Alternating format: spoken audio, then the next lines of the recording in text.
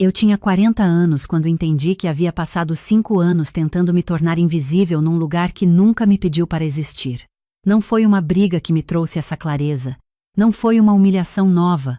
Foi uma manhã de quarta-feira comum, com um cheiro de café passado por outra pessoa na cozinha que eu usava como se fosse hóspede, quando meu cunhado entrou na sala com 2 amigos que eu nunca tinha visto, jogou as chaves na mesa do centro e disse, sem me olhar: "Fernanda, você pode ficar no seu quarto hoje à noite? A gente vai precisar da sala." Não perguntou. Informou. E eu disse que sim, claro, sem levantar os olhos do relatório que estava lendo. Mas algo naquele momento mudou de posição dentro de mim, com uma precisão que eu levei dias para nomear. Não era raiva. Era o reconhecimento final de algo que eu já sabia há muito tempo e tinha escolhido não olhar diretamente. Essa história não começa ali. Ela começa 5 anos antes, quando eu tinha 35 anos, trabalhava como enfermeira numa UPA do interior de Minas Gerais, numa cidade chamada Uberaba, e havia acabado de me casar com um homem que eu amava com aquela espécie de certeza que só existe antes de você entender o que o tempo faz com as coisas. Meu marido se chamava Renato, tinha 39 anos, era técnico em telecomunicações, numa empresa de médio porte, filho do meio de 3 irmãos, criado num ambiente onde o silêncio entre homens era interpretado como respeito e onde pedir ajuda era confundido com fraqueza. Quando nos casamos, ele morava num apartamento de 2 quartos no bairro Abadia, que pertencia ao irmão mais velho, o Eduardo. Eduardo trabalhava em São Paulo, havia 6 anos, tinha um apartamento por lá, e o imóvel em Uberaba ficava parado. A proposta de morarmos ali foi apresentada como solução inteligente. "Vai economizar aluguel enquanto vocês se organizam", disse o Eduardo numa ligação de vídeo, com aquele tom de quem está fazendo um favor e quer que você saiba o tamanho do favor. Meu marido olhou para mim com um sorriso que eu interpretei como gratidão compartilhada. Demorei para entender que era alívio solitário. Alívio de quem não precisaria mais arcar com um aluguel sozinho e havia encontrado uma solução que não exigia nenhuma conversa difícil com o irmão. Disse que sim. Tinha 35 anos, estava apaixonada, e a ideia de poupar dinheiro nos primeiros anos de casamento me pareceu adulta e prática. O apartamento era razoável, segundo andar sem elevador, sala com varanda pequena que dava para a rua, cozinha americana, 2 quartos dos quais usávamos um, e o outro ficava com as coisas do Eduardo guardadas em caixas que nunca foram abertas na minha presença. Tinha uma planta de canto que o Eduardo havia deixado e que ninguém regava, e eu comecei a regar porque era uma planta e não merecia morrer de abandono. Nos primeiros meses, o Eduardo vinha uma vez por bimestre. Ficava o fim de semana, dormia no quarto que era tecnicamente dele, mas que nós usávamos como escritório, e eu aprendia durante esses fins de semana a reorganizar minha presença no espaço. Não conscientemente, não de forma dramática. Era um ajuste sutil, aquele tipo de adaptação que o corpo faz antes da mente perceber. Eu passava a secar os pratos e guardar tudo antes que ele acordasse. Deixava o banheiro impecável antes das 7 da manhã. Cozinhava mais, como se a generosidade na cozinha fosse uma forma de justificar o espaço que eu estava ocupando. O Eduardo não era cruel. Isso eu precisei aprender a distinguir com o tempo, porque é mais fácil nomear o que é claramente ruim do que o que é apenas indiferente. Ele não era maldoso.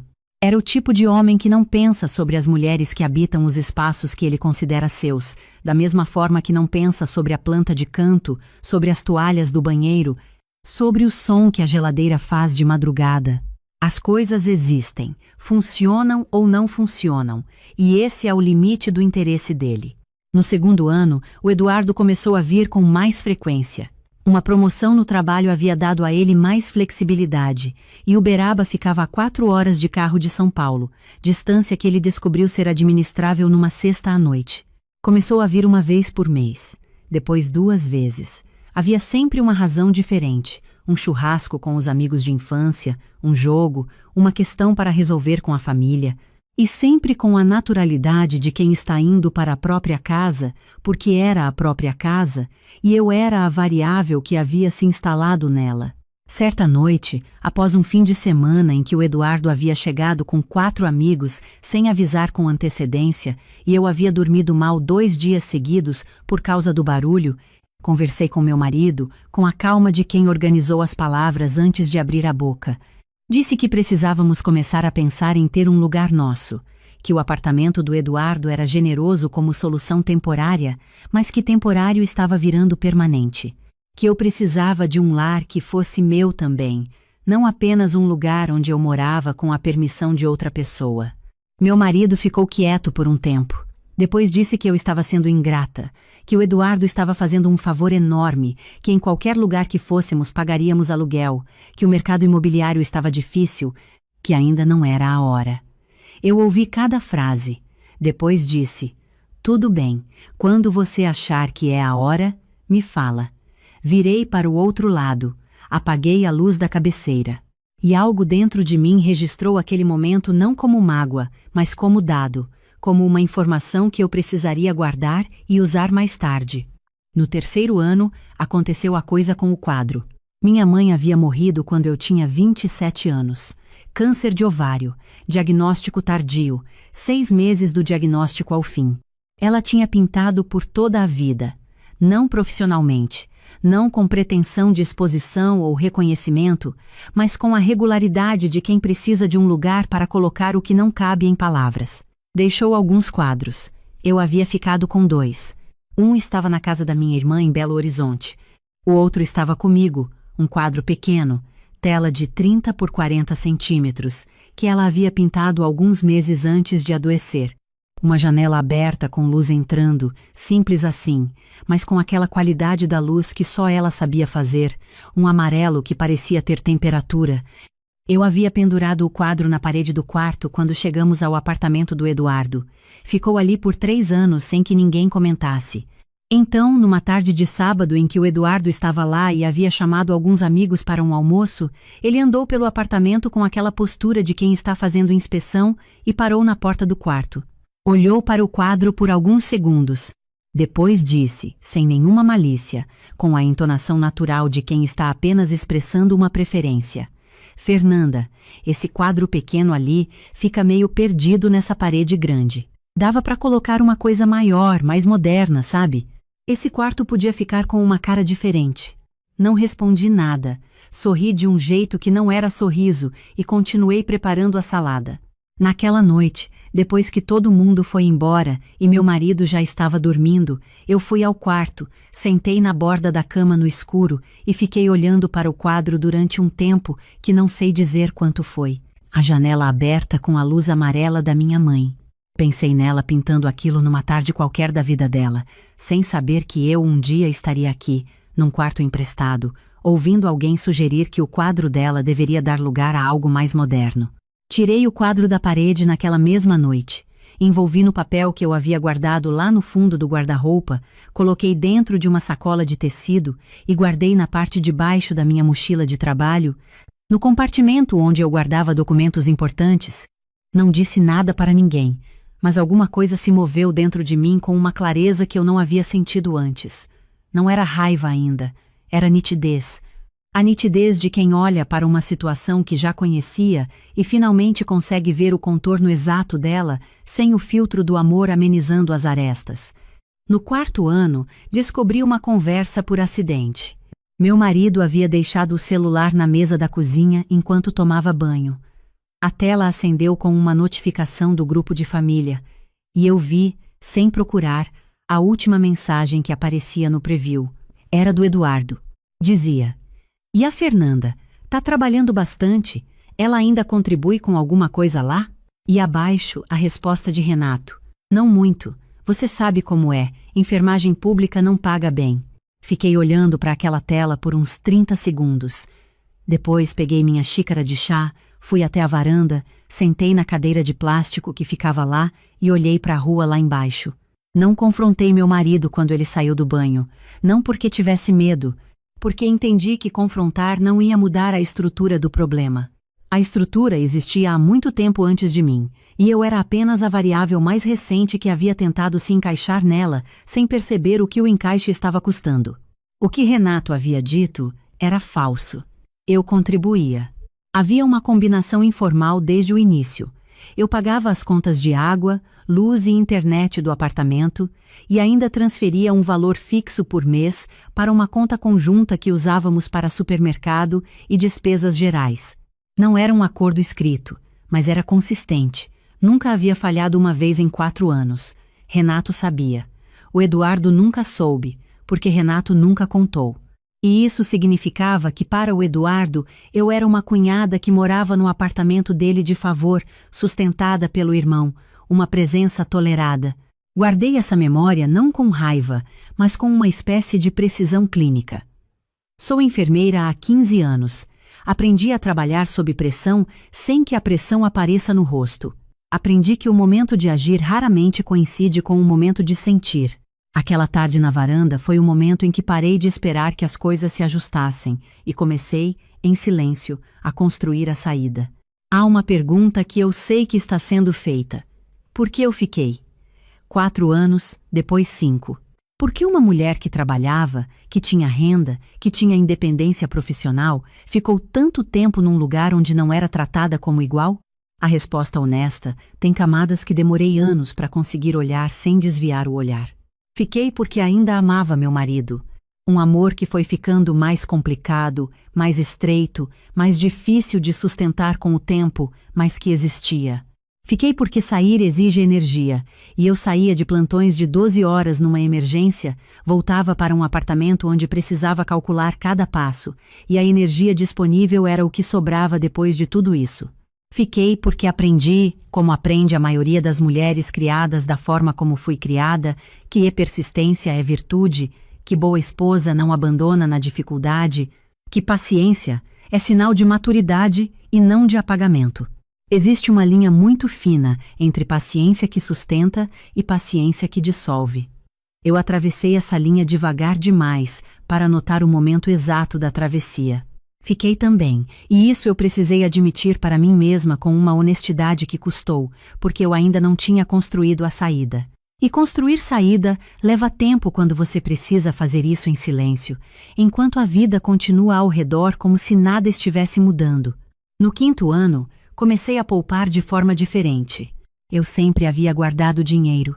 Sou filha de mulher que criou 3 filhos sozinha depois da morte do meu pai, e minha mãe me ensinou desde cedo que dinheiro guardado é a única forma de liberdade que não depende de mais ninguém. Mas até então eu poupava como reserva, como segurança difusa sem destino claro. A partir daquela tarde na varanda, o dinheiro passou a ter endereço. Meu salário havia crescido. Havia feito especialização em terapia intensiva 2 anos antes, o que me qualificava para trabalhar em UTI particular, além dos plantões no sistema público. Comecei a pegar plantões extras nos fins de semana num hospital particular de Uberaba.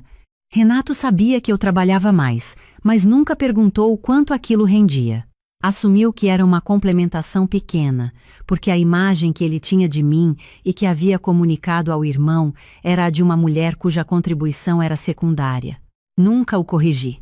Abri uma conta num banco digital que Renato não conhecia. Não por desonestidade, por proteção.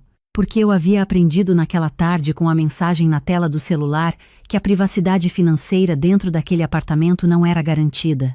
Cada plantão extra que eu pegava, metade do valor ia direto para essa conta, sem exceção, sem negociação, sem adiamentos, com a disciplina de quem aprendeu cedo que segurança não é algo que acontece com você.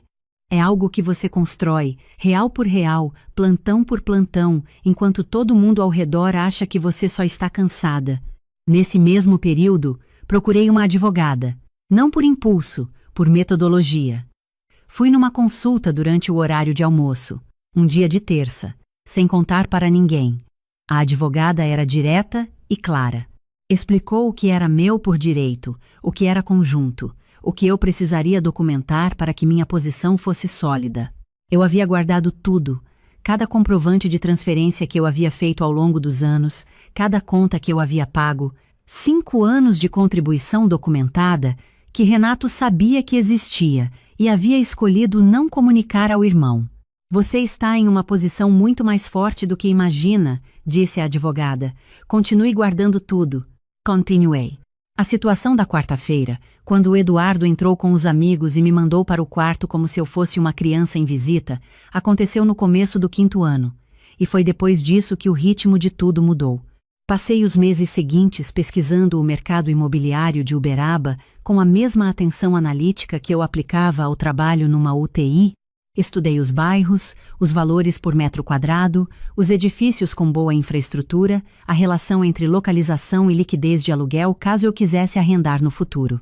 Fiz planilhas que guardava numa conta de nuvem que só eu tinha acesso, com senha que não era de nenhum aniversário nem nome de nenhuma pessoa que me conhecia. Contei para minha irmã Cláudia, que mora em Belo Horizonte, e é a única pessoa no mundo com quem eu tenho o tipo de conversa que não precisa de introdução nem de explicação de contexto. Ela ouviu tudo numa ligação de quase 2 horas, sem interromper uma vez. Quando terminei, ficou quieta por alguns segundos. Depois disse: "Você deveria ter feito isso antes, mas agora é o momento certo." Não acrescentou julgamento sobre Renato nem sobre a situação. Só disse que se eu precisasse de alguma coisa, era só ligar. Dobrei aquela frase e guardei onde guardo as coisas que sustentam. Encontrei o apartamento numa tarde de domingo em que eu quase tinha desistido de sair. Tinha ido sozinha, dizendo a Renato que precisava fazer uma visita a uma colega que estava se recuperando de uma cirurgia. Era um apartamento de 2 quartos, num edifício de 4 andares no bairro Mercês, a 20 minutos a pé do hospital onde eu trabalhava os plantões extras. 3º andar. Sem elevador, mas com escada larga e bem iluminada, varanda de frente que dava para uma rua arborizada, cozinha separada com janela para o corredor interno, sala com pé, direito alto e uma parede inteira de alvenaria que me fez parar na entrada por alguns segundos só olhando. A corretora me mostrou cada cômodo com eficiência gentil, falou sobre o condomínio, sobre os vizinhos, sobre a manutenção do edifício. Ouvi com atenção, mas parte de mim já estava calculando em tempo real, com a entrada que eu havia guardado e o financiamento que eu conseguiria aprovar sozinha no meu CPF, considerando minha renda comprovada como enfermeira de UTI particular. A parcela ficaria dentro de um valor que eu pagaria com conforto, sem comprometer minha reserva de emergência. Havia também uma parede na sala onde eu poderia pendurar o quadro da minha mãe.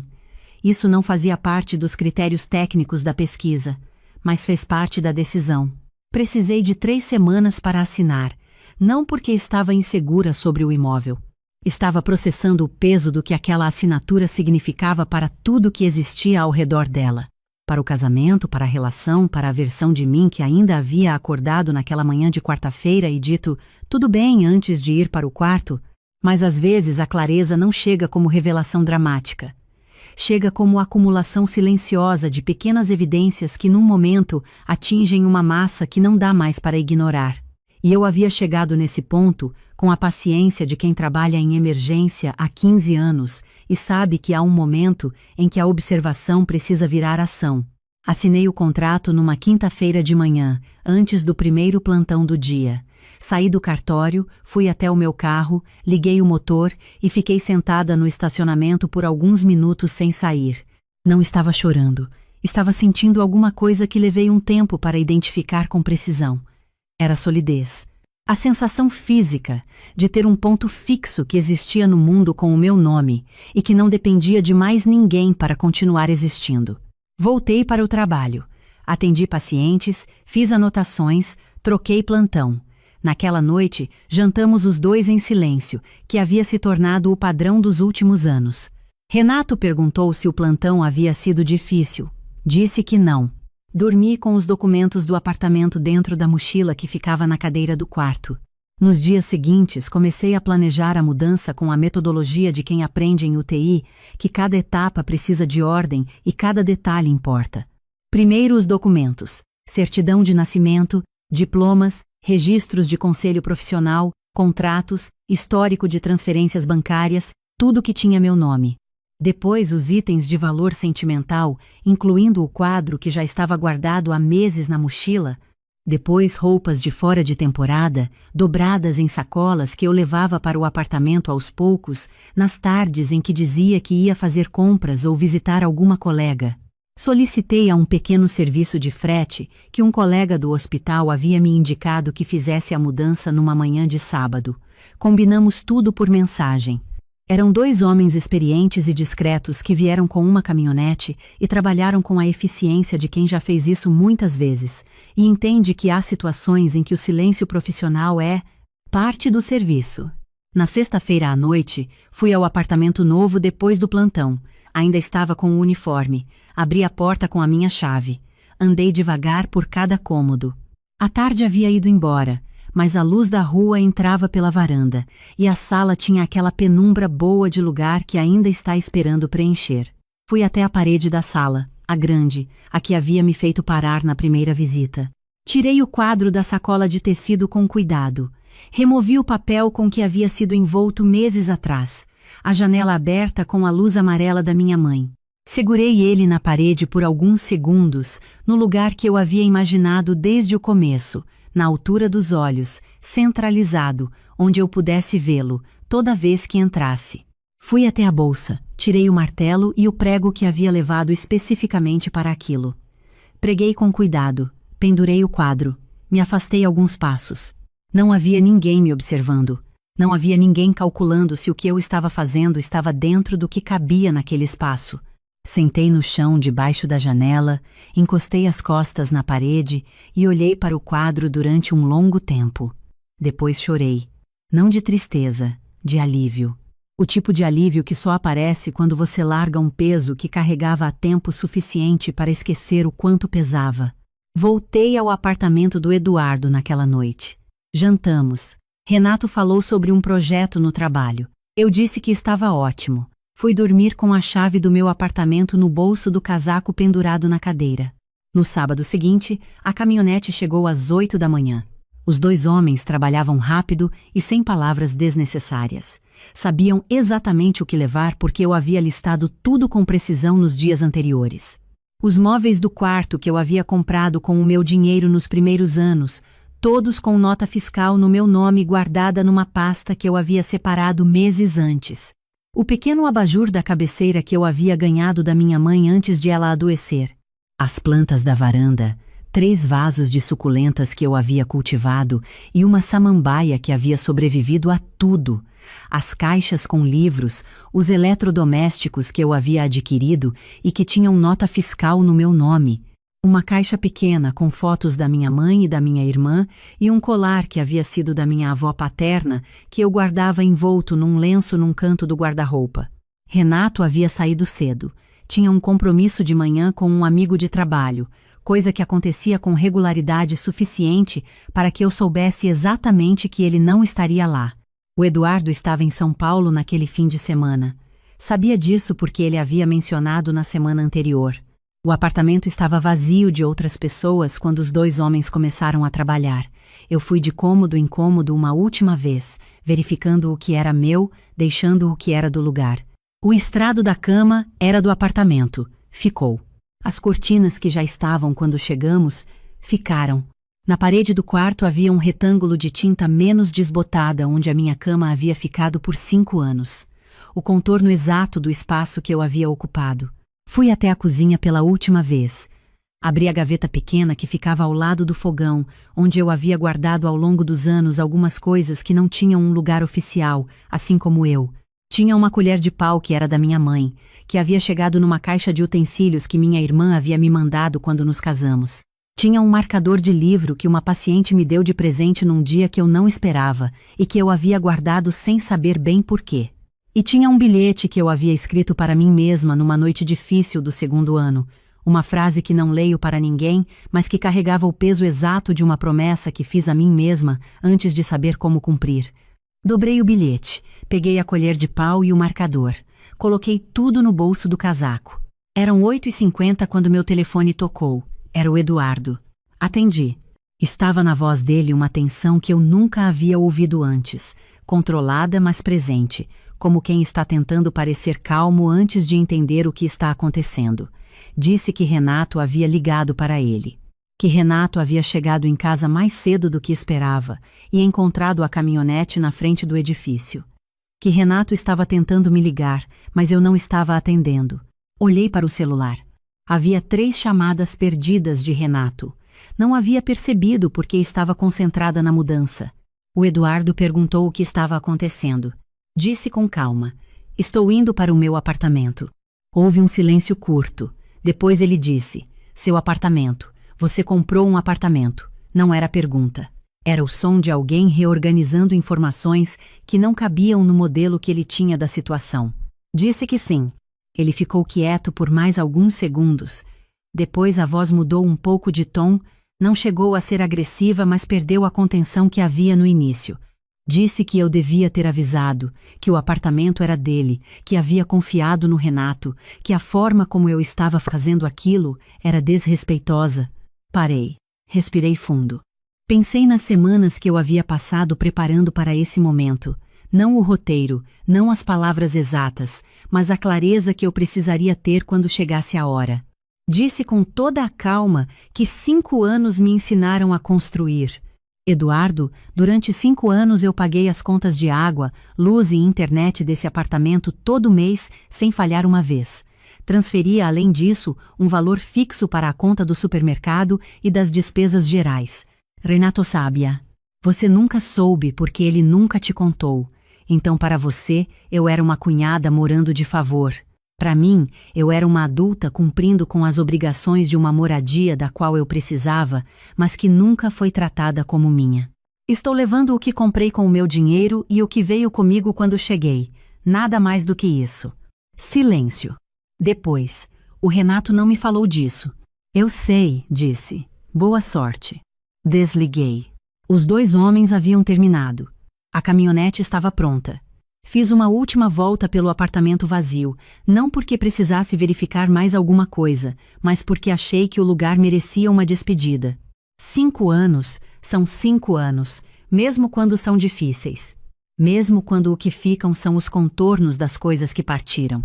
Fechei a porta com cuidado. Desci a escada. Quando cheguei na calçada, Renato estava lá.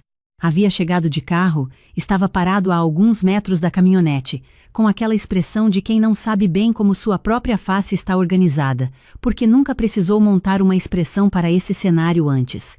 Nos olhamos por alguns segundos. Ele disse o meu nome, Fernanda, só isso. Com aquela entonação de quem está tentando decidir o que dizer antes de dizer alguma coisa, disse: estou indo para o meu apartamento. Você comprou um apartamento sem me falar. Comprei com dinheiro que ganhei trabalhando, sozinha. Dinheiro que você nunca perguntou de onde vinha porque nunca te interessou saber. Ele abriu a boca, fechou. Fernanda, podemos conversar, isso não precisa ser assim. Olhei para ele com a calma que levei anos construindo. Não era frieza. Era a clareza de quem passou tempo suficiente pensando sobre um momento antes de ele chegar. Renato, você disse ao seu irmão que eu não contribuía com quase nada aqui. Você viu a mensagem no celular da sua mãe no ano passado e fingiu que eu não tinha visto. Você ficou quieto cada vez que era o momento de dizer alguma coisa e escolheu o silêncio porque era mais fácil. Não estou com raiva. Mas não tenho mais disponibilidade para esperar por uma versão de você que talvez exista, mas que nunca apareceu quando precisou. Ele baixou a cabeça. Não argumentou. Disse: você vai precisar de um advogado. Eu já tenho o meu. Fui até o meu carro. Coloquei a bolsa no banco do passageiro. Liguei o motor. Segui a caminhonete pela rua arborizada do Abadia até a rodovia. Cheguei ao apartamento às 10 da manhã. Os 2 homens descarregaram com cuidado e eficiência enquanto eu indicava onde cada coisa devia ir, com uma precisão que me surpreendeu a mim mesma. Quando foram embora e a porta fechou, fui direto para a sala. O quadro da minha mãe estava na parede, exatamente onde eu havia pregado na sexta-feira. A janela aberta, a luz amarela. Fiquei parada olhando para ele por um tempo que não sei medir. Depois fui até a bolsa, tirei o bilhete do bolso do casaco e fui até a geladeira nova, que eu havia escolhido sozinha num sábado de manhã 3 semanas antes, e preguei o bilhete com um ímã no centro da porta. Li a frase que havia escrito para mim mesma naquela noite difícil do 2º ano. Havia soado como promessa quando escrevi. Agora soava como confirmação. Nos meses que se seguiram, a vida foi se reorganizando com uma honestidade que não tinha existido em 5 anos. Não de perfeição, porque nada real é perfeito, mas cada decisão dentro daquele apartamento era minha. A temperatura, o canal, o horário do jantar, o volume da música, a posição dos móveis, tudo. O processo de separação foi conduzido pelos advogados com mais tranquilidade do que eu havia antecipado. Meu marido pediu para nos encontrarmos pessoalmente algumas semanas depois. Escolhemos um café que ficava a igual distância dos dois, num lugar onde nenhum dos dois tinha história. Ele chegou com a expressão de quem passou semanas processando coisas que não havia processado antes. Disse que havia entendido coisas que não havia entendido enquanto estava dentro da situação. Que sabia que havia escolhido o silêncio quando não deveria. Que havia errado ao não corrigir a imagem que o Eduardo tinha de mim. Que queria tentar novamente. Ouvi até o fim, porque ele merecia ser ouvido e porque eu havia aprendido que ouvir não é o mesmo que concordar. Depois disse: você teve 5 anos para escolher diferente. Não numa crise grande, não num momento dramático, em cada detalhe pequeno. Em cada vez que seu irmão tratou aquele apartamento como se eu não existisse nele, em cada vez que a solução mais fácil foi não dizer nada e deixar que eu me ajustasse mais um pouco. Não estou com raiva, Renato. Mas não tenho mais energia disponível para esperar por escolhas que deveriam ter sido feitas há muito tempo. Ele não argumentou, baixou a cabeça. Havia naquele gesto algo que era verdadeiro, e eu o reconheci sem me deixar mudar de posição por causa dele. O Eduardo me mandou uma mensagem 2 semanas depois. Dizia que eu havia agido de forma calculada e covarde, que havia destruído o casamento do irmão com uma saída fria e premeditada, que a forma como fui embora havia sido uma deslealdade. Li até o final com atenção. Não respondi naquele dia, não naquela semana. Depois de algum tempo, entendi que não havia resposta minha que servisse a algum propósito útil, enquanto a outra pessoa ainda não havia feito o trabalho interno de entender o que havia gerado aquela saída. E a mensagem deixava claro que esse trabalho ainda não havia começado. O que ficou desses 5 anos não é amargura. Amargura é pesada demais, e eu aprendi a ser seletiva com o que decido carregar. O que ficou é uma compreensão que chegou com atraso, mas chegou completa. Fiquei porque amava. Um amor que foi real mesmo quando se revelou insuficiente para sustentar tudo o que eu precisava que sustentasse. Mas fiquei também porque aprendi, como aprende a maioria das mulheres criadas da forma como fui criada, que aguentar é virtude, que sair é fracasso, que paciência é o que separa uma mulher madura de uma mulher difícil. E existe uma diferença entre paciência que constrói e paciência que apaga. Eu atravessei essa fronteira devagar demais para reconhecer o momento exato da travessia. O que me moveu não foi a frase do Eduardo sobre os amigos e a sala, não foi a mensagem no celular do Renato. Foi uma manhã de domingo, algumas semanas antes de assinar o contrato, quando me olhei no espelho do banheiro e demorei 1 segundo para reconhecer a expressão no meu próprio rosto. Não era tristeza, era a ausência. O rosto de alguém que havia passado anos aprendendo a ocupar menos espaço e que havia se acostumado ao tamanho reduzido, foi esse reflexo que me pôs em movimento. Independência financeira não é sobre o valor na conta. Aprendi isso do jeito mais demorado possível. É sobre ter uma escolha real quando a situação exige que você escolha. Eu poderia ter ficado mais 5 anos naquele apartamento. Tinha condição financeira para isso. O que não tinha mais era a disposição de usar essa condição para sustentar uma estrutura que me tornava menor. O dinheiro guardado não me deu coragem, me deu opção. E quando você tem opção de verdade, a coragem aparece junto porque não está mais sozinha. Há pessoas que perguntam se foi difícil, legalmente, comprar um apartamento estando casada no regime de comunhão parcial de bens. É uma pergunta prática e importante, e merece uma resposta honesta. O dinheiro que usei havia sido poupado exclusivamente de rendimentos de trabalho que não foram comunicados ao cônjuge como recursos do casal e com orientação jurídica adequada. Foi possível estruturar a aquisição de forma que o imóvel constasse como bem próprio. Cada etapa foi acompanhada pela advogada, que consultei no horário de almoço naquele dia de terça-feira, que mudou o curso de muita coisa. Se você está numa situação parecida, a primeira coisa a fazer é conversar com uma advogada especializada em direito de família antes de qualquer passo. O conhecimento específico sobre a sua situação é o que separa uma decisão bem construída de uma que pode ser contestada. Hoje, quando chego do plantão à noite e abro a porta do meu apartamento, há um segundo específico. Quando a luz da sala acende e o espaço se revela, o quadro da minha mãe na parede grande e a planta que eu trouxe da varanda do Abadia, já crescida na esquina da varanda nova, que ainda me surpreende, é meu. Não só no sentido legal, que também é, mas no sentido de que cada detalhe aqui foi decidido por mim, sem negociação, sem aprovação necessária, sem calcular o impacto na dinâmica de um espaço onde eu nunca fui chamada a ter voz. Semana passada peguei o bilhete que estava na geladeira e o li novamente. A frase que escrevi para mim mesma naquela noite difícil do segundo ano, quando ainda não sabia como, mas já sabia que precisava sair, não vou repetir aqui, é minha.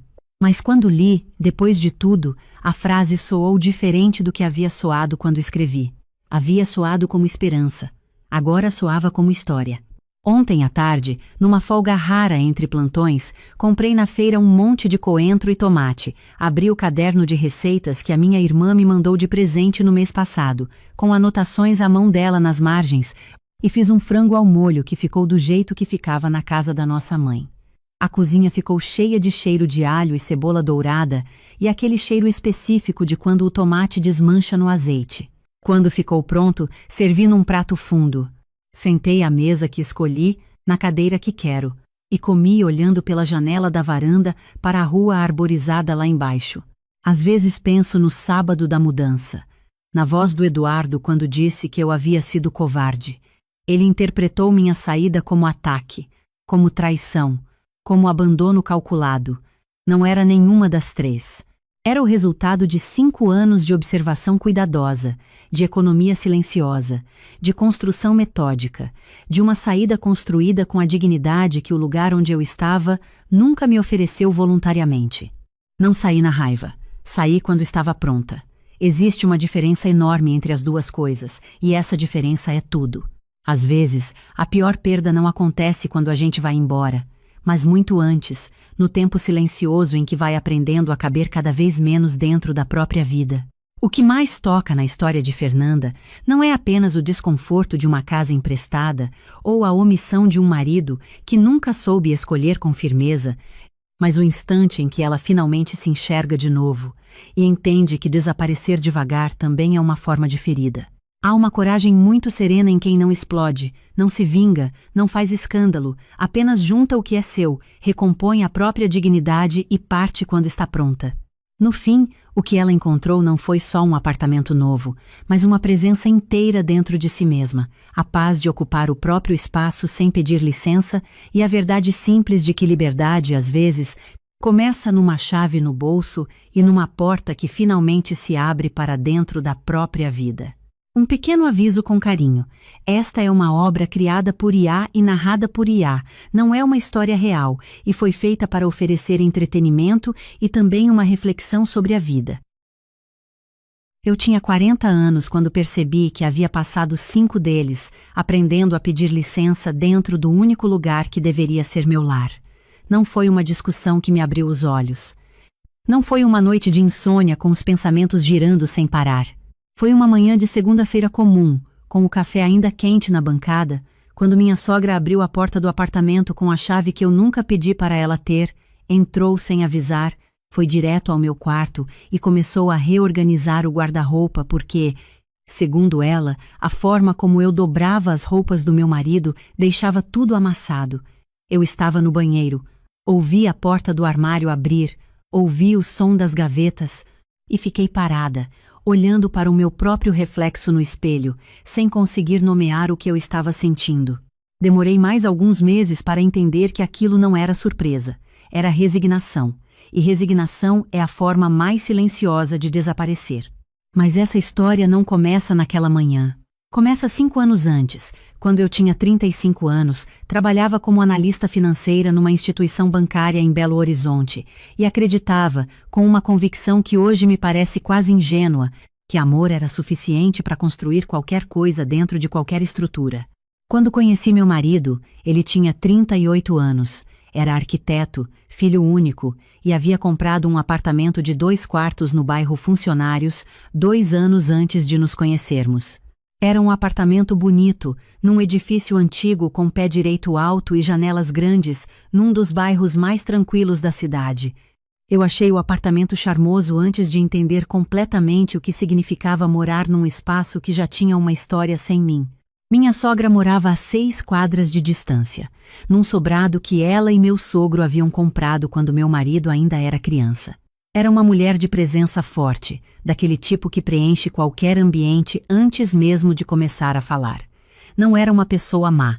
Isso eu preciso deixar claro, porque levei tempo para aprender a fazer essa distinção sem me sentir injusta. Ela havia criado o filho sozinha durante 2 anos, enquanto meu sogro trabalhava em outra cidade e havia desenvolvido ao longo de décadas uma forma de gerir tudo ao redor com uma eficiência que ela mesma confundia com cuidado. Quando meu marido era criança, ela escolhia as roupas dele. Quando ele foi para a faculdade, ela ligava todo domingo para saber o que ele havia comido durante a semana. Quando ele comprou o apartamento, ela tinha a chave reserva porque, como ela dizia, é importante que alguém de confiança possa entrar em caso de emergência. E meu marido havia concordado da mesma forma que havia concordado com tudo ao longo da vida, com o sorriso tranquilo de quem aprendeu que discordar custa mais energia do que vale. Nos primeiros meses de namoro, minha sogra era gentil comigo. Me servia refrigerante antes de eu pedir, perguntava sobre meu trabalho com aquele interesse específico de quem está montando um mapa. Eu interpretava como acolhimento. Demorei para perceber que era avaliação. Quando nos casamos, 1 ano e meio depois de nos conhecermos, a proposta de morar no apartamento dele foi apresentada como natural, quase óbvia. Era o espaço maior, já mobiliado, bem localizado, a 5 minutos do meu trabalho. Fez sentido na época. Faz sentido são as 3 palavras que eu repito para mim mesma, quando quero entender como entrei numa estrutura que levei 5 anos para sair. O apartamento era legalmente dele, comprado antes do casamento, registrado no nome dele, financiado por ele. Eu sabia disso desde o começo, e havia feito as pazes com esse fato da forma que as mulheres aprendem a fazer as pazes com coisas desconfortáveis, dobrando o pensamento até que ele caiba num tamanho aceitável. O que eu não havia calculado era o que significaria, na prática, construir uma vida cotidiana dentro de um espaço onde eu nunca seria a primeira voz sobre nada. Minha sogra tinha a chave, e a chave não era só um objeto de metal, era uma declaração sobre quem pertencia àquele espaço e quem estava de passagem. Ela chegava às terças e quintas de manhã para, como ela dizia, dar uma ajudinha. Reorganizava as almofadas do sofá que eu havia posto de um jeito diferente. Trocava o detergente da pia da cozinha pelo que ela preferia. Certa vez, chegou enquanto eu estava trabalhando em home office. Entrou, foi à cozinha, preparou um caldo que ela disse que era agnada imunidade e deixou na geladeira sem avisar, sem perguntar, sem nem bater a porta do escritório para me cumprimentar. Encontrei o caldo quando fui almoçar. Fiquei olhando para o recipiente por um longo tempo, sentindo algo que eu ainda não conseguia chamar pelo nome certo. Meu marido, quando eu comentava, dizia que ela estava tentando ajudar, que era o jeito dela de demonstrar carinho, que eu precisava entender que ela era assim com todo mundo, que não era pessoal. E eu ouvia aquelas palavras e guardava a resposta que queria dar porque eu havia aprendido, como a maioria das mulheres aprende, que medir cada reação é sinal de maturidade. O problema é que guardar respostas não faz as perguntas desaparecerem. Elas só vão se acumulando num lugar de difícil acesso, até que um dia o espaço acaba. No 2º ano de casamento, trouxe da casa da minha mãe uma caixa de costura que havia pertencido à minha avó paterna. Não era uma caixa elaborada, era uma lata redonda de biscoito que minha avó havia transformado em estojo de linha, com carretéis de cores que ela organizava por tom, do mais claro para o mais escuro, agulhas enfileiradas numa tira de veludo desbotado, e uma tesoura pequena com cabo de madrepérola que ela usava apenas para linhas, nunca para papel. Minha avó havia morrido quando eu tinha 19 anos e eu nunca havia aprendido a costurar com ela, mas havia passado tardes inteiras sentada ao lado dela na varanda, olhando para as mãos dela trabalharem, E a caixa carregava o cheiro específico daquelas tardes. Um cheiro de madeira antiga e lavanda, e algo que eu nunca consegui identificar, mas que reconhecia instantaneamente. Coloquei a caixa na estante da sala, entre os livros, num canto que não atrapalhava nada. Ficou lá por semanas. Depois, numa tarde em que minha sogra havia chegado mais cedo do que o habitual, ela folheou a estante com aquele olhar de quem está fazendo uma vistoria e disse, com a voz calma de quem está apenas sendo prática: "Essa lata está enferrujando, não está? Não é bonito deixar coisa assim exposta na sala."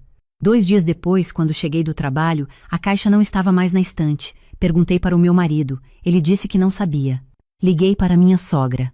Ela disse que havia organizado algumas coisas e que a lata velha estava no armário do corredor. Fui ao armário do corredor. Não encontrei. Fui ao quartinho de serviço. Não estava.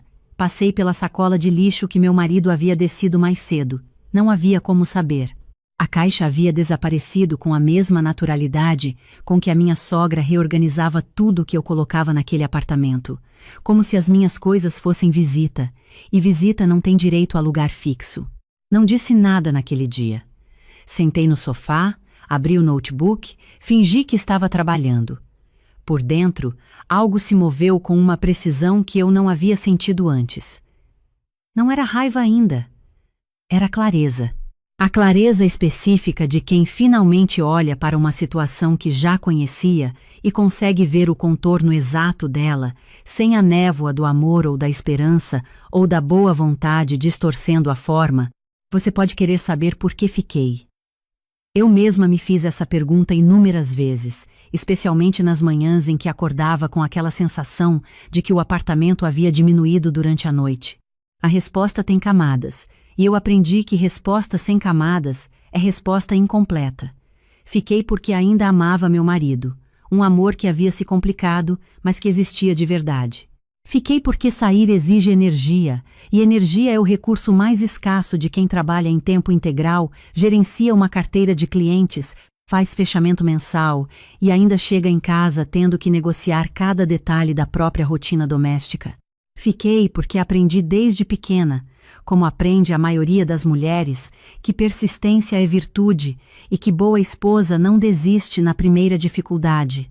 O problema é que primeira dificuldade havia virado 50ª dificuldade sem que eu tivesse percebido o momento exato da contagem. Mas fiquei também porque ainda não havia construído a saída, e construir saída em silêncio leva tempo. No 3º ano comecei a prestar atenção diferente. Não ao apartamento, não à minha sogra, mas às minhas próprias finanças, com uma intenção que antes não existia.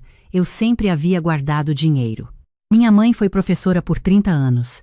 Criou eu e minha irmã com um salário que exigia planejamento constante, e me ensinou desde cedo que dinheiro guardado é a única forma de liberdade que não depende de mais ninguém. Mas até então eu poupava como reserva, sem destino claro. A partir daquele ano, o dinheiro passou a ter endereço. Meu salário havia crescido. Havia feito pós-graduação em finanças corporativas, assumido uma posição de analista sênior, conseguido um reajuste que meu marido sabia em termos gerais, mas cujo valor exato ele nunca havia perguntado com atenção suficiente. Abri uma conta digital que eu controlava sozinha, não por desonestidade, mas porque havia entendido que privacidade financeira dentro daquele apartamento não era algo que eu podia tomar como garantida. Meu marido era um homem bom em muitos sentidos, mas havia crescido num ambiente onde as finanças da casa eram sempre assunto aberto, discutido em família, e família, naquele contexto, incluía a minha sogra. Passei os meses seguintes fazendo o que eu sabia fazer bem: números. Calculei minha capacidade de entrada, projetei financiamento, pesquisei bairros, comparei valor por metro quadrado, estudei índices de valorização. Fiz isso com a mesma atenção analítica que eu aplicava ao trabalho, em planilhas que guardava numa conta de e-mail que só eu acessava.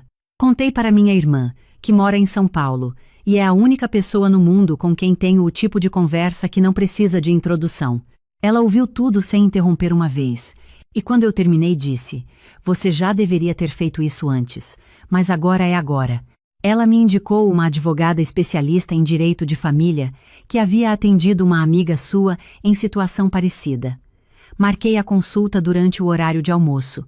Não disse para ninguém.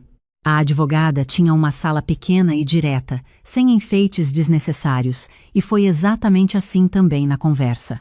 Me explicou o que era meu, o que era compartilhado, o que eu precisaria documentar caso a separação chegasse a ser necessária.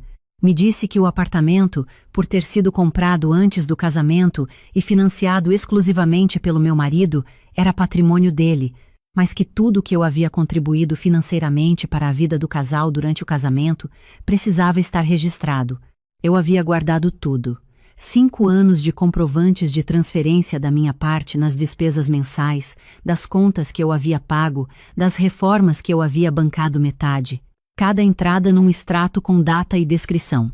A advogada olhou para a pasta que eu havia levado e disse: "Você está numa posição melhor do que imagina. Continue documentando e marque um retorno quando estiver pronta para o próximo passo."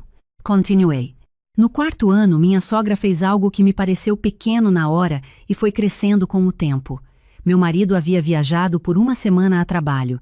Eu estava sozinha no apartamento pela primeira vez em muito tempo e havia aproveitado para reorganizar a cozinha do jeito que fazia sentido para mim, colocando as panelas que eu usava com mais frequência no armário mais acessível e movendo para o alto o que raramente precisava. Quando minha sogra chegou na terça seguinte, percebeu a mudança em questão de segundos. Não disse nada de imediato. Ficou de pé na cozinha por um momento, olhando para os armários com aquela expressão específica de quem está calculando. Depois disse, com a voz calma de sempre: "Fica mais prático assim?" Disse que sim. Ela ficou quieta, colocou as bolsas na cadeira, preparou o café e, antes de ir embora, reorganizou as panelas de volta ao lugar anterior, com a naturalidade de quem está corrigindo um erro óbvio. Não disse nada. Meu marido voltou na sexta. Não notou a diferença. Eu olhava para aquele armário toda manhã e entendia, de uma forma que ia além das panelas, que havia coisas naquele apartamento que nunca seriam minhas para decidir. E que eu tinha 2 escolhas: aceitar esse fato como definitivo ou construir um espaço onde eu fosse a única voz sobre cada gaveta, cada prateleira, cada centímetro de parede. No 5º ano, encontrei o apartamento. Havia ido sozinha a Contagem, cidade que faz fronteira com Belo Horizonte, para visitar uma cliente do escritório em casa no final da tarde. Terminei a visita mais cedo do que esperava e, passando por um bairro que eu não conhecia bem, vi a placa de um lançamento imobiliário numa esquina. Parei o carro por impulso, entrei no estande só para olhar. O corretor me recebeu com energia profissional e me mostrou a planta de um apartamento de 2 quartos num edifício novo a 3 quarteirões de uma estação de metrô que ligava diretamente ao centro de Belo Horizonte. Varanda generosa, cozinha integrada à sala, janela grande no quarto principal. Não era luxo. Era exatamente o tipo de espaço que cabia dentro do que eu havia calculado que podia pagar, com uma parcela que ficaria bem dentro do meu salário sem me apertar. Pedi os materiais, coloquei na bolsa, agradeci e fui embora sem demonstrar o interesse que havia sentido. Cheguei em casa, jantamos normalmente, minha sogra tinha deixado um pote de sopa na geladeira sem avisar, como sempre. Depois do jantar, enquanto meu marido assistia televisão, fui ao escritório, abri a planilha que mantinha na nuvem e passei 2 horas fazendo contas. Quando fechei o computador, a resposta estava clara. Passei os 3 meses seguintes voltando ao estande mais 3 vezes, sempre durante o horário de almoço, sempre sem dizer para ninguém. Na segunda visita, levei a planta impressa e fiz anotações no verso. Na terceira, pedi para visitar o apartamento decorado e fiquei parada na varanda por alguns minutos, olhando para a rua lá embaixo, calculando não só os números, mas o peso do que a decisão significava para tudo que existia ao redor dela. Na quarta, sentei com o corretor e negociei o valor da entrada. Marquei o retorno com a advogada. Ela foi direta, como da primeira vez. Checamos a documentação, ela revisou o contrato do imóvel e me explicou cada cláusula sem simplificar demais, nem complicar desnecessariamente. Quando saí do escritório dela, fui até o carro, sentei por alguns minutos com as mãos no volante sem ligar o motor. Não estava chorando, estava sentindo algo que demorei um momento para reconhecer. Era solidez. A sensação física e concreta de ter um ponto fixo que não dependia da boa vontade de mais ninguém para continuar existindo. Assinei o contrato numa quinta-feira de manhã antes do trabalho. Saí do cartório, tomei um café sozinha num bar da esquina. Li as notícias no celular sem absorver nada. Cheguei ao escritório no horário de sempre. Naquele dia, atendi clientes, revisei projeções, respondi e-mails, participei de uma reunião sobre metas do trimestre. Quando voltei para o apartamento à noite, jantamos. Meu marido falou sobre um projeto que estava atrasado. Minha sogra havia deixado recado que ligaria no final de semana para combinar almoço de domingo. Fui dormir com os documentos do apartamento dentro da pasta de trabalho, na cadeira do quarto. Nos meses seguintes, organizei a mudança com a mesma metodologia que aplico a qualquer projeto com prazo. Primeiro os documentos, certidão de nascimento, diploma, registro profissional, contratos, tudo com meu nome. Depois os itens de valor sentimental, que eu levava pouco a pouco a cada visita ao apartamento novo nos finais de semana, dizendo que ia à academia ou visitar uma amiga. As roupas fora de estação, dobradas em caixas no porta-malas. Os livros que eu havia comprado ao longo dos 5 anos de casamento, todos com meu nome escrito na primeira página, hábito que eu tinha desde adolescente e que minha sogra uma vez chamou de estranheza. Meu marido nunca percebeu o esvaziamento gradual do quarto, ou percebeu e não soube o que perguntar. Ainda hoje não sei qual das duas. Contratei uma pequena empresa para ajudar com a decoração do apartamento novo. A designer era jovem, objetiva, me entendia sem que eu precisasse explicar as coisas 2 vezes. A varanda foi o espaço que planejei com mais atenção. Não porque fosse o mais importante estruturalmente, mas porque era o único espaço naquele apartamento que eu havia sonhado em ter nos 5 anos anteriores. Um lugar ao ar livre que fosse só meu, onde eu pudesse tomar café de manhã com ou sem barulho, colocar plantas que eu escolhesse, existir sem calcular o impacto da minha presença no humor de outra pessoa. Numa tarde de sexta-feira recebi mensagem da designer. Pode vir ver quando quiser. Fui naquele mesmo dia, ainda com o casaco do trabalho.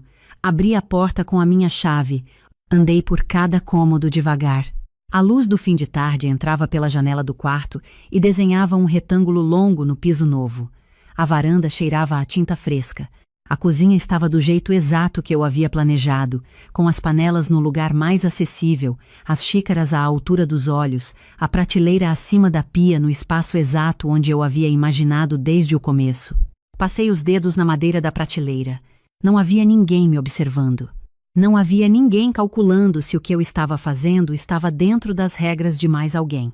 Fui até a bolsa, tirei um lenço de tecido velho que eu havia guardado por anos, um lenço que havia sido da minha avó, que eu havia encontrado dentro de um casaco dela quando minha mãe foi organizar as coisas depois que ela morreu, e que eu havia carregado de lugar em lugar desde então, sem nunca ter um lugar certo para colocar.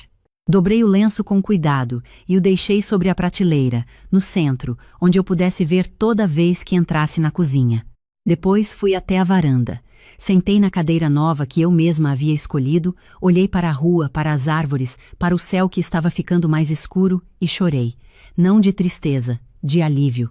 O tipo de alívio que só aparece quando você solta algo que estava carregando há tanto tempo que havia esquecido que estava carregando. Um peso que não dói porque você se adaptou à dor, e um dia percebe que o que chamava de normalidade era só adaptação. Voltei para o apartamento do meu marido naquela noite. Jantamos. Minha sogra havia ligado no começo da tarde confirmando o almoço de domingo. Fui dormir com a calma específica de quem já decidiu e só está esperando o momento certo de agir. O sábado escolhido foi um que eu sabia de cor. Meu marido tinha compromisso desde cedo com um amigo. Saía às 7h30, voltava no almoço. Minha sogra chegava às terças e quintas, nunca aos sábados de manhã. Meu sogro eu raramente via fora dos compromissos marcados. 5 anos de convivência ensinam o horário de uma casa melhor do que qualquer agenda. O caminhão chegou às 8. 2 rapazes jovens e eficientes, que eu havia contratado por indicação de uma colega do trabalho. Havíamos combinado tudo por mensagem durante as semanas anteriores. Eles sabiam exatamente o que levar. Os móveis do quarto que eu havia comprado, todos com nota fiscal no meu nome. O rack da sala que eu havia adquirido no 2º ano de casamento. As plantas da varanda, que eu havia cultivado uma a uma caixa com fotos da minha mãe, cartas da minha irmã e um cordão de ouro que havia sido da minha avó paterna, guardado numa caixinha de veludo dentro da minha bolsa há anos. Enquanto os rapazes trabalhavam, fui até a cozinha pela última vez. Abri a gaveta que ficava embaixo do fogão, onde eu havia guardado ao longo dos anos algumas coisas pequenas, que nunca tiveram um lugar oficial naquele apartamento. Uma colher de pau que havia sido da minha mãe. Um marcador de livro que uma amiga havia trazido de viagem. E um bilhete que eu havia escrito para mim mesma numa noite difícil do segundo ano, quando ainda não sabia como, mas já sabia que precisaria chegar em algum lugar diferente. Dobrei o bilhete e coloquei no bolso da calça. Eram 8h40, quando ouvi a porta principal abrir. Minha sogra entrou com as chaves na mão, olhou para os rapazes, olhou para as caixas, olhou para mim com uma expressão que eu nunca havia visto nela antes.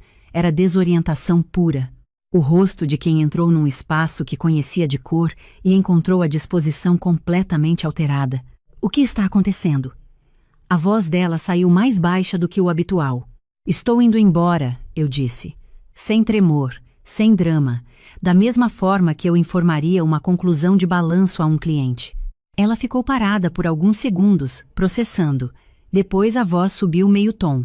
Meu filho não sabe disso. Preciso ligar para ele. Você está levando as coisas da casa dele. Respirei fundo. E fiz o que havia me prometido que faria quando chegasse a hora.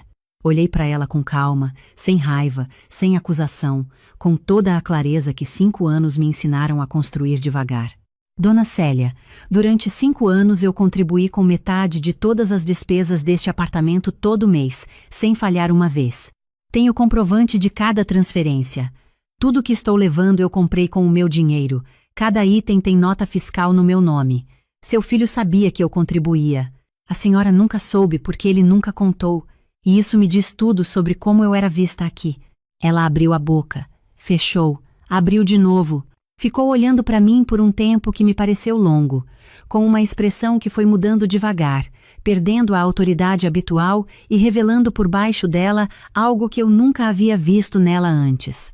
Era uma espécie de pergunta, não feita em voz alta, mas visível assim mesmo, na linha entre as sobrancelhas, na hesitação da postura. Uma pergunta que ela talvez nunca tivesse se feito com honestidade suficiente. Não disse mais nada. Continuei de olho nos rapazes que terminavam os últimos itens com eficiência profissional. Quando o caminhão estava pronto, subi para dar uma última olhada no quarto. Estava vazio. A cortina que já estava quando cheguei ficou. O espelho do banheiro que havia sido comprado pelos dois ficou.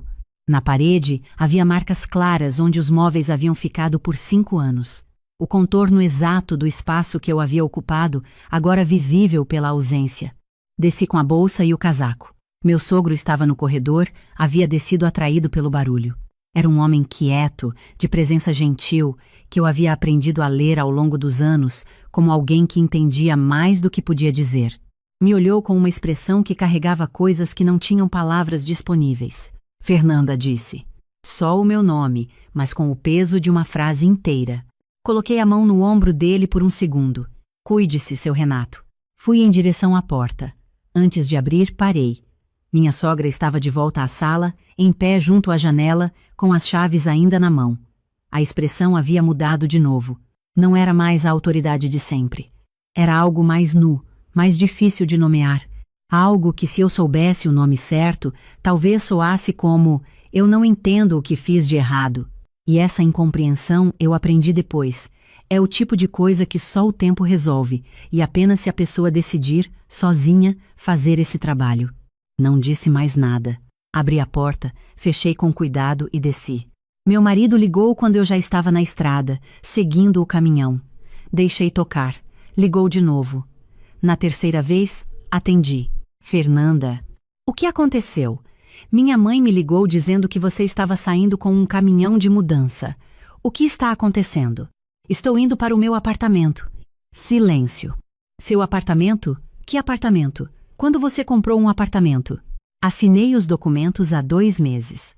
Paguei com o dinheiro que guardei ao longo dos anos, num financiamento aprovado no meu CPF. Mas Fernanda, esse dinheiro, ele começou. Eduardo, eu interrompi com calma. Durante 5 anos, eu transferi minha parte de todas as despesas do seu apartamento todo mês. Você sabia disso. Sua mãe nunca soube porque você nunca contou. O que significa que para ela, eu era uma mulher que morava na casa do filho de favor. Para você, eu era alguém que contribuía, mas não tinha voz sobre nada. O dinheiro que sobrava depois das minhas contribuições era meu, sempre foi meu. Eu usei para construir o único lugar onde serei tratada como adulta. Silêncio mais longo. E o casamento? A voz dele saiu mais baixa. Você vai precisar de um advogado, eu já tenho o meu. Desliguei. Cheguei ao apartamento às 10h30 da manhã. Os rapazes descarregaram com cuidado, eu fui indicando os cômodos com uma precisão que me surpreendeu a mim mesma, como se eu tivesse planejado aquela disposição por meses na cabeça, o que era verdade. Quando foram embora e a porta fechou pela última vez, fiquei parada no centro da sala por alguns segundos, ouvindo o silêncio. Não o silêncio vazio. O silêncio cheio, o tipo que só existe quando não há mais nada que você precise calcular antes de se mover. Fui até a cozinha. O lenço da minha avó estava na prateleira, dobrado onde eu havia deixado na sexta-feira. Passei os dedos no tecido desgastado pelo tempo. Abri a geladeira nova, que eu havia escolhido sozinha, e colei bem no centro o bilhete que eu havia escrito naquela noite difícil do 2º ano. Não vou repetir o que estava escrito, porque é meu. Mas sei que quando li de novo, depois de todo esse tempo, a frase soou completamente diferente do que havia soado quando escrevi. Havia soado como promessa, agora soava como confirmação. Nos meses que se seguiram, a vida foi se reorganizando com uma ordem que tinha algo de novo. Não de perfeição, porque perfeição é uma expectativa que aprendi a largar, mas de honestidade. Cada decisão dentro daquele apartamento era minha. A temperatura do ar-condicionado, o horário do jantar, o volume da música, a posição dos vasos de planta na varanda, o tempero da comida. Tudo, sem negociação, sem aprovação necessária, sem medir o impacto de cada escolha na dinâmica de um ambiente onde eu nunca fui chamada a administrar nada. O processo de separação correu pelos advogados com mais tranquilidade do que eu havia esperado. Eduardo pediu para nos encontrar pessoalmente. Marcamos num café que nenhum dos dois frequentava, um lugar neutro, sem história entre nós. Ele chegou com o rosto de quem havia passado semanas dormindo mal. Disse que havia entendido coisas que não havia entendido antes, que queria tentar de novo, que sabia que havia ficado em silêncio quando não deveria, que havia errado ao não ter posto um limite que precisava ter sido posto há muito tempo. Eu ouvi até o fim. Depois disse, com a mesma calma que eu havia aprendido a ter como ferramenta e não como máscara, você teve 5 anos para escolher diferente. Não numa crise grande, não numa briga de consequências óbvias, em cada detalhe pequeno. Em cada vez que sua mãe reorganizou minha cozinha e você ficou quieto, em cada vez que ela entrou no nosso apartamento sem avisar e você disse que era o jeito dela, em cada vez que você calculou o que custaria menos para a sua família antes de calcular o que seria justo para mim. Não estou com raiva, mas não tenho mais disponibilidade para esperar por uma versão de você que talvez apareça. Ele baixou a cabeça. Não argumentou. Minha sogra me mandou uma mensagem algumas semanas depois, longa, com parágrafos. Dizia que eu havia agido de forma calculada e covarde, que a maneira como fui embora havia humilhado a família, que eu havia destruído o casamento com frieza. Li até o final com atenção. Não respondi naquele dia. Não respondi naquela semana. Com o tempo, entendi que não havia resposta minha capaz de servir a alguma coisa útil enquanto a outra pessoa não houvesse começado o trabalho de entender o que havia gerado aquela saída. E a mensagem deixava claro que esse trabalho ainda não havia começado. Meu sogro me mandou uma mensagem diferente. 3 linhas. Dizia que esperava que eu estivesse bem e que tinha sido um prazer me conhecer. Respondi com o mesmo. Não houve mais contato depois disso e carrego aquele silêncio com um respeito genuíno, porque sei que ele entendeu mais do que pôde dizer em voz alta, da mesma forma que havia entendido tudo ao longo dos 5 anos, sem encontrar palavras para isso. O que ficou desses 5 anos não é amargura. Amargura é pesada demais, e aprendi a ser muito cuidadosa com o que decido carregar. O que ficou é uma compreensão que chegou com atraso, mas que chegou completa. Fiquei naquele apartamento por amor, sim. Um amor que foi real mesmo que tenha se revelado insuficiente para sustentar tudo o que eu precisava que ele sustentasse.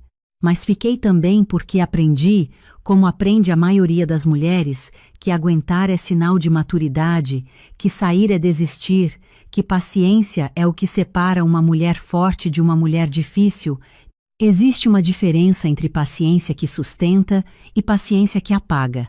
Eu atravessei essa fronteira tão devagar que não reconhecia o momento exato da travessia. Percebi quando olhei para o espelho numa manhã de domingo, algumas semanas antes de assinar o contrato, e demorei um segundo para reconhecer a expressão no meu próprio rosto. Não era tristeza, era ausência. O rosto de alguém que passou anos aprendendo a ser menor do que era e que havia se acostumado ao tamanho reduzido, foi esse reflexo que me moveu. Não minha sogra, não a caixa da minha avó que desapareceu. Foi perceber que eu estava encolhendo devagar e que estava participando ativamente desse encolhimento. Independência financeira não é sobre o número na conta. Aprendi isso do jeito mais demorado possível. É sobre ter uma escolha concreta quando a situação exige que você escolha. Eu poderia ter ficado mais anos naquele apartamento, tinha condição financeira para isso. O que eu não tinha mais era a disposição de usar essa condição para sustentar uma estrutura que me diminuía. O dinheiro guardado não me deu coragem, me deu opção. E quando você tem opção, a coragem aparece junto porque não está mais sozinha. Hoje, quando chego do trabalho e abro a porta do meu apartamento, existe um segundo específico, quando a luz da sala acende e o espaço se revela, que ainda me surpreende. É meu, completamente meu. Não só no sentido legal, que também é, mas no sentido de que cada detalhe aqui foi decidido por mim, sem negociação, sem aprovação, sem calcular o impacto da minha existência no humor de um ambiente que nunca fui chamada a pertencer. Ontem à tarde, abri a geladeira e decidi fazer um bolo que minha avó fazia nos aniversários de família. Um bolo de laranja com calda que eu nunca havia aprendido direito, mas que lembrava de memória. Passei a tarde tentando. A primeira fornada ficou mais baixa do que deveria. A segunda saiu melhor. A cozinha ficou cheia de cheiro de laranja e baunilha e açúcar caramelizando, e eu fui deixando sem me preocupar se o cheiro estava dentro do aceitável, sem medir o barulho da batedeira, sem calcular quanto tempo eu estava ocupando um espaço que não era meu, completamente meu. E isso mudou o sabor de tudo. Às vezes penso na expressão da minha sogra naquele sábado de manhã, quando ficou sem resposta pela primeira vez em 5 anos. Ela interpretou a minha saída como ataque, como abandono, como ingratidão de quem foi acolhida e pagou de volta com frieza. Não era nenhuma das 3 coisas. Era o resultado de 5 anos de observação cuidadosa, de economia silenciosa, de construção metódica, de uma saída planejada com dignidade. Não saí na raiva, saí quando estava pronta. E existe uma diferença enorme entre as duas coisas. Uma diferença que só quem já chegou no limite sem explodir consegue entender de verdade. A resposta mais poderosa para quem faz você se sentir de passagem dentro do seu próprio lar não é o confronto que te prende no mesmo nível. É a construção silenciosa e consistente de um lugar onde você não precisa pedir licença para existir. Um lugar com endereço próprio, com chave que só você tem, com uma prateleira na cozinha onde você coloca o que quiser, no centro, na altura dos olhos, onde possa ver toda vez que entrar. Um lenço dobrado, um bilhete colado na geladeira. Coisas pequenas que são, na verdade, a prova concreta de que você chegou onde prometeu a si mesma que chegaria numa noite difícil, quando ainda não sabia como, mas já sabia que ia. Chegou.